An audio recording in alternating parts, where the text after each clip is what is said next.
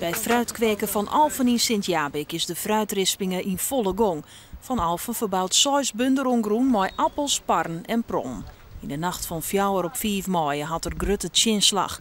Het is koud, 2 graden onder nul. En de kjeld zwargt het vaskeer. Tussen 4 en 5 mei hebben we koude wind gehad, dat noemen ze transportkou.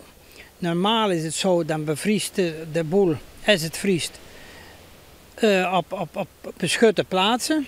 Maar die transportkou, dan is de lucht, in dit geval 2, 3 graden onder nul. En die komt gewoon met de wind mee. En dat kun je hier heel duidelijk zien.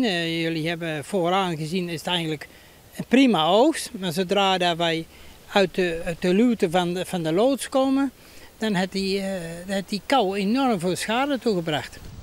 Aan een appelbeem komen gewoon zo'n 150 appels. In de oantaaste striepenlaan houdt het nou op met 10 en 20 appels per beem. De parren liek je er goed uit te zien, maar van Alphen tinkt er oors oor.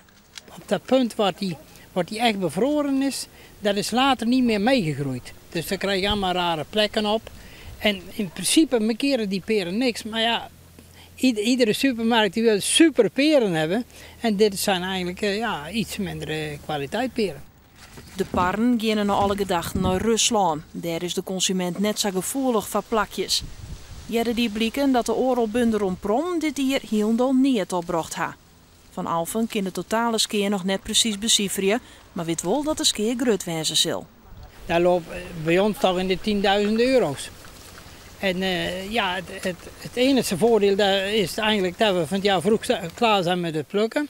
Maar voor de rest, dan het onderhoud van de bomen en de bemesting en het sproeien tegen insecten, dat gaat gewoon door. Of ze nou vol hangen of niet.